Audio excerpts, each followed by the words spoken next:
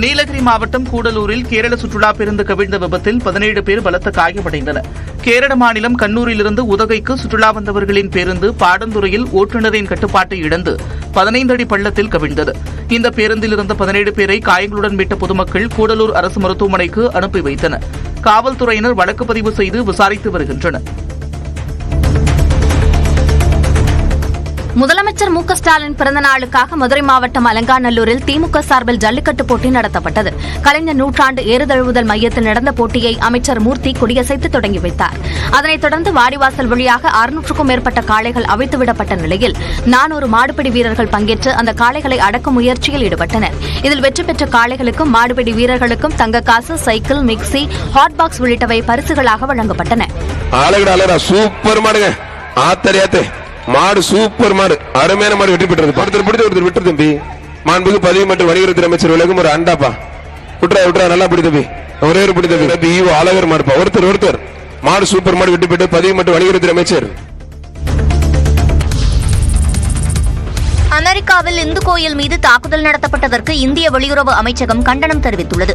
கலிபோர்னியாவில் சினோ ஹில்ஸ் பகுதியில் உள்ள பாப்ஸ் அமைப்பு சார்பில் நிர்வகிக்கப்படும் சுவாமி நாராயணன் கோவில் மீது தாக்குதல் நடத்தப்பட்டுள்ளது.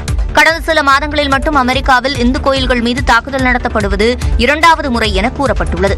இந்து கோயில்கள் மீதான தாக்குதலுக்கு இந்திய வெளியுறவுத்துறை கடும் கண்டனம் தெரிவித்துள்ளது. மத்திய வெளியுறவு செய்தித் தொடர்பாளர் ரந்தீர் ஜெய்ஸ்வால் வெளியிட்டுள்ள அறிக்கையில் இதுபோன்ற இழிவான செயல்களை வன்மையாக கண்டிப்பதாகவும் தாக்குதலுக்கு காரணமானவர்கள் மீது உள்ளூர் நிர்வாகம் கடுமையான நடவடிக்கை எடுக்க வேண்டும் என்றும் வழிபாட்டு தலங்களுக்கு போதுமான பாதுகாப்பை உறுதி செய்ய வேண்டும் என்றும் தெரிவிக்கப்பட்டுள்ளது.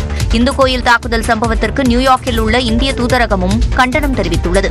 அதேநேரம் இந்து கோயில் மீது தாக்குதல் நடத்திய சம்பவம் தொடர்பாக போலீசார் விசாரித்து வருவதாகவும் புலனாய்வு பிரிவினர் தாக்குதலுக்கு காரணமானவர்களை தேடும் பணியில் ஈடுபட்டுள்ளதாகவும் உள்ளூர் காவல்துறை தெரிவித்துள்ளது.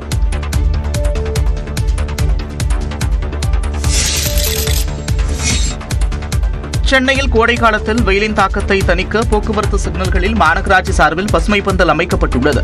அண்ணா சாலை, பூவிருந்தவள்ளி நெடுஞ்சாலை, அண்ணா நகர், அடையாறு, வேப்பேரி, ராயப்பேட்டை உள்ளிட்ட 14 இடங்களில் பசுமை பந்தல் அமைக்கப்பட்டுள்ளது. கடந்த ஆண்டு 6 மீட்டர் நீளம் மற்றும் 5.5 மீட்டர் உயரத்தில் பசுமை பந்தல் அமைக்கப்பட்டது. உயரம் அதிகமாக இருந்ததால் எளிதில் கிழியக்கூடிய சூழல் காணப்பட்டது.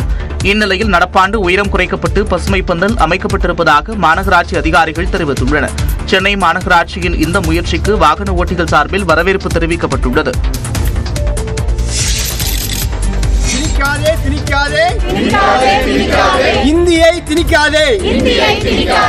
மும்மொழி கொள்கைக்கு எதிராக அமெரிக்காவின் லாஸ் ஏஞ்சல்ஸில் தமிழர்கள் ஆர்ப்பாட்டத்தில் ஈடுபட்டனர். மும்மொழி கொள்கையை ஏற்றால்தான் கல்விக்கான நிதி தரப்படும் என்று மத்திய அமைச்சர் அண்மையில் தெரிவித்ததற்கு தமிழ்நாடு முதலமைச்சர் மற்றும் அரசியல் கட்சி தலைவர்கள் கடும் கண்டனம் தெரிவித்திருந்தனர். அதேவேளையில் மத்திய அரசு இந்தியை திணிக்க முயற்சிப்பதாக தமிழகம் முழுவதும் கடும் எதிர்ப்பு கிளம்பியது. உலகம் முழுவதும் தமிழர்களும் தங்கள் வாழும் பகுதிகளில் போராட்டத்தில் குதித்துள்ளனர். அந்த வகையில் இந்தி திணிப்பை எதிர்த்து லாஸ் ஏஞ்சல்ஸில் அமெரிக்க வாழ் தமிழர்கள் ஆர்ப்பாட்டத்தில் ஈடுபட்டனர். திணிக்காதே இந்தியை திணிக்காதே என்று முழக்கமிட்டு தங்களது எதிர்ப்பை தெரிவித்தனர்.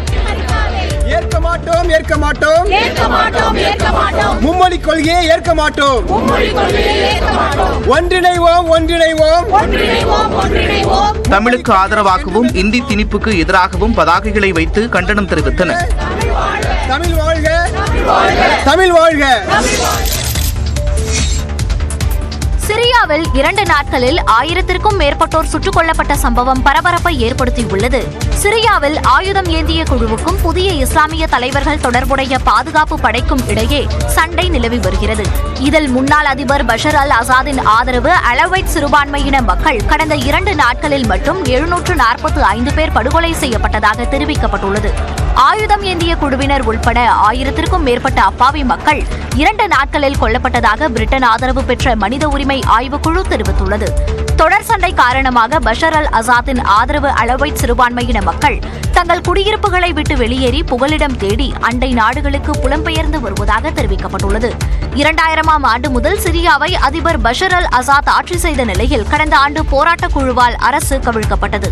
இதையடுத்து அங்கு அரசியல் ஸ்திரத்தன்மையற்ற சூழல் உருவாகி ஆயுதம் ஏந்திய போராட்டக் குழுவினர் பாதுகாப்பு படையினருடன் சண்டையிட்டு வருகின்றனர்.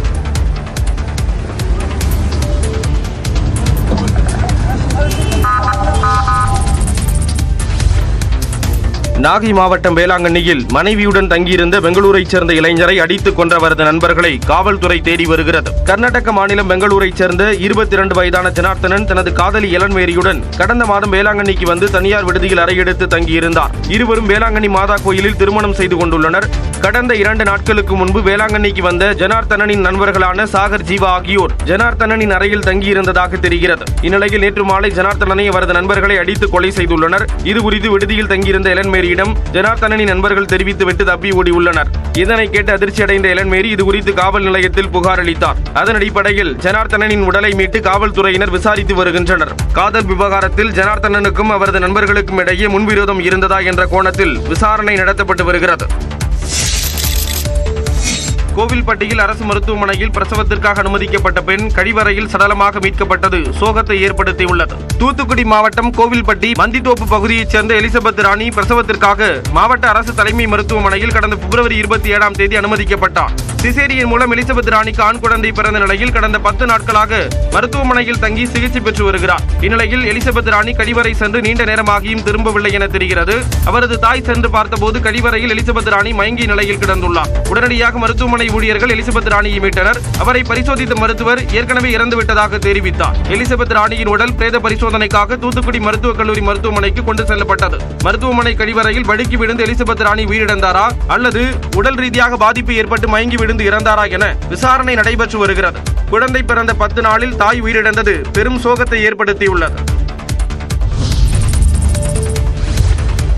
திருமண நிகழ்ச்சிகளில் பிளாஸ்டிக் தண்ணீர் பாட்டில்களை பயன்படுத்த தடை விதித்து கேரள உயர்நீதிமன்றம் உத்தரவிட்டுள்ளது. திருமணம் மற்றும் இதர நிகழ்ச்சிகளில் பிளாஸ்டிக் பாட்டில்களில் அடைக்கப்பட்ட குடிநீரை வழங்குவது அதிகரித்துள்ளது. இந்த நிலையில் பிளாஸ்டிக் தொடர்பான வழக்கு ஒன்றில் கேரள உயர்நீதிமன்றம் அதிரடி உத்தரவுகளை பிறப்பித்துள்ளது. திருமண வரவேற்பு, விருந்து மற்றும் முக்கிய நிகழ்வுகளில் பிளாஸ்டிக் பாட்டில்களில் தண்ணீர் வழங்குவதை தவிர்க்க வேண்டும் என நீதிபதிகள் உத்தரவிட்டுள்ளனர். அதற்கு பதிலாக கண்ணாடி டம்ளர்களை பயன்படுத்தலாம் என்றும் மறுசுழற்சி செய்ய முடியாத பிளாஸ்டிக்கை ஒழிக்க கடும் நடவடிக்கை எடுக்க வேண்டும் என்றும் கூறியுள்ளனர். 100க்கும் மேற்பட்டவர்கள் பங்கேற்கும் நிகழ்ச்சிகளுக்கு பிளாஸ்டிக் பயன்படுத்த கட்டாயம் அனுமதி தேவை என்றும் இதற்கான பொறுப்பு உள்ளாட்சி அமைப்புகளிடம் ஒப்படைக்கப்பட்டுள்ளதாக நீதிபதிகள் கூறினர். அப்போது அரசு தரப்பில் ஆஜரான வழக்கறிஞர் திருமண வரவேற்பு நிகழ்ச்சிகளில் 1/2 லிட்டர் பிளாஸ்டிக் தண்ணீர் பாட்டில்கள் முற்றிலும் பயன்படுத்த தடை விதிக்கப்பட்டுள்ளது என்றும் மலை பிரதேசங்களில் பிளாஸ்டிக்கை தடை செய்வது குறித்து பரிசீலனையில் இருப்பதாக விளக்கமளித்துள்ளார்.